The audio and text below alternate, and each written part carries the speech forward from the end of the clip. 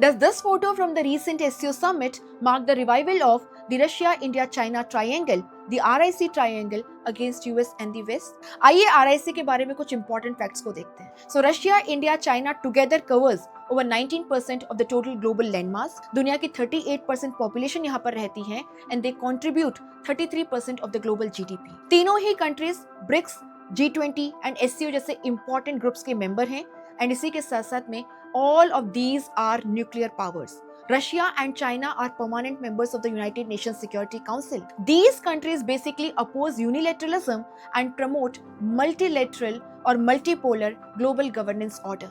They represent an alternative voice on the global platform and on the global issues, advocating for equity and reforms in the global institutions like United Nations Security Council and WTO.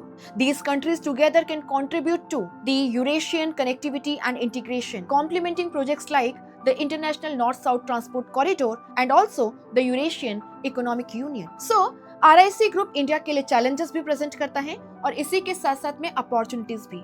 As India strives on the path of strategic autonomy, it has to be very cautious.